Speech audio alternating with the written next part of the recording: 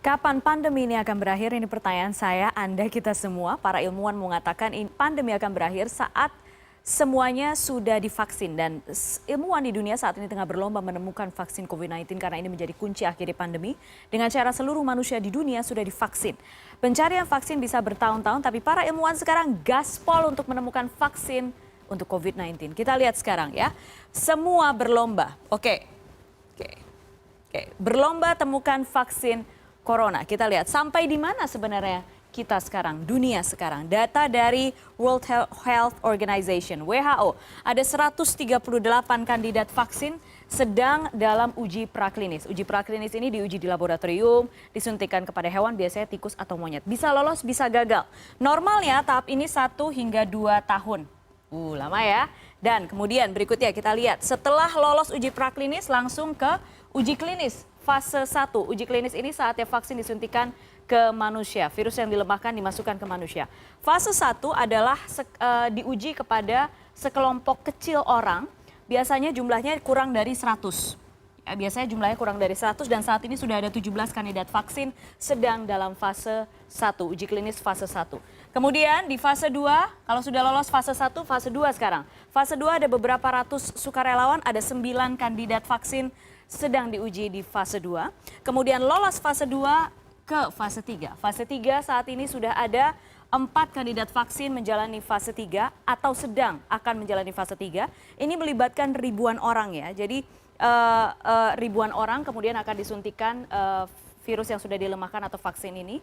Dan uji klinis saja ini total, kalau misalnya sekarang melihat total ini semua bisa mencapai 7 tahun.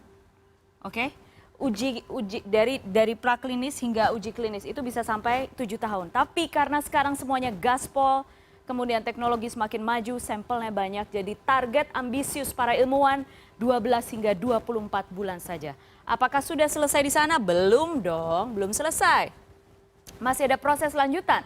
Apa itu? Yaitu perizinan dan regulasi. Ini akan dilakukan oleh otoritas pengawas obat dan makanan di negara vaksin itu diproduksi. Mereka melihat apa saja data uji klinis, lalu kemudian mengeluarkan izinnya. Setelah itu baru boleh produksi massal. Nah, produksi massal ini melibatkan uang yang nggak sedikit dan ini berkaitan dengan juga distribusi. Oke, kalau kita bicara distribusi, ini berkaitan juga dengan apa ya? Berkaitan juga dengan lobby-lobby politik. Karena begini, kalau misalnya negara A memproduksi vaksin dan sekarang tengah terjadi pandemi, mereka akan fokus dulu untuk memberikan vaksin kepada seluruh warga negaranya, baru kemudian mau atau bersedia menjual. Karena sekali lagi produksinya sulit, produksinya mahal. Dan terakhir adalah kontrol kualitas setelah produksi massal, terakhir adalah kontrol kualitas. Kontrol kualitas ini tidak cuma hanya saat produksi, tapi juga ketika vaksin sudah disuntikan ke dalam tubuh manusia. Kemudian ada beberapa lembaga yang tetap akan melakukan pengawasan apakah ada efek yang kemudian muncul belakangan yang belum tampak ketika uji klinis dilakukan. Nah, siapa saja sebenarnya sekarang yang sedang sudah dekat menemukan vaksin COVID-19? Di slide awal tadi ingat ada 4 kandidat yang sudah melakukan uji atau saat ini sedang fase 3 ya. Ini fase uji klinis yang paling terakhir. Jadi mereka semua ini sudah di fase 3 masing-masing sedang diuji oleh 4 perusahaan.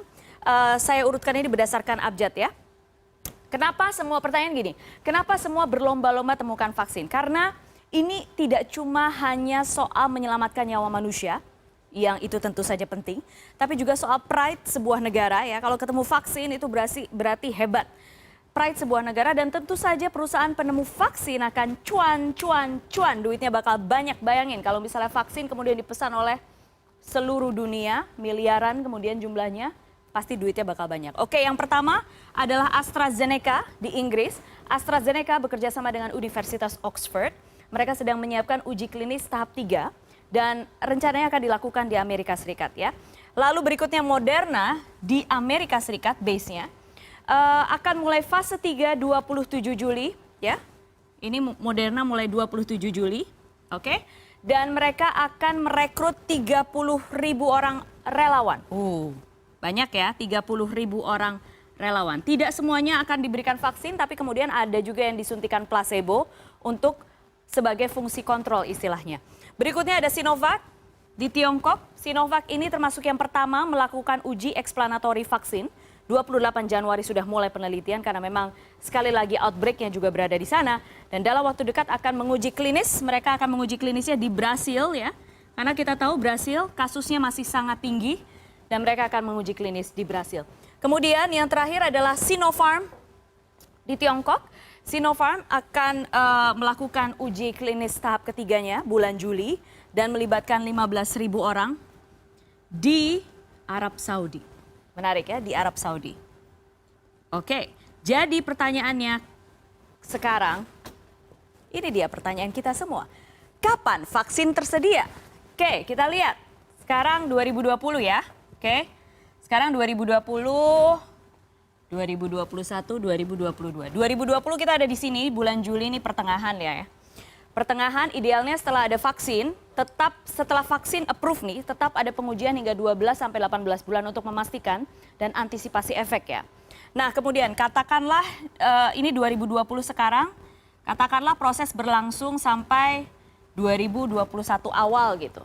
Kemudian masih ada uji dan seterusnya, kemudian produksi massal, distribusi dan lain sebagainya, bisa sampai 2022. Masih lama, tapi ada juga yang ambisius, ilmuwan mengatakan, mereka yang mengatakan bahwa pertengahan 2021 udah ada vaksinnya. Bisa saja udah ada vaksin, tapi mungkin belum bisa diproduksi massal dan didistribusikan massal karena masih ada proses-prosesnya, tahapannya banyak dan masih lama. Jadi sekarang apa? Pakai masker, cuci tangan, jaga jarak, nggak ada pilihan lain.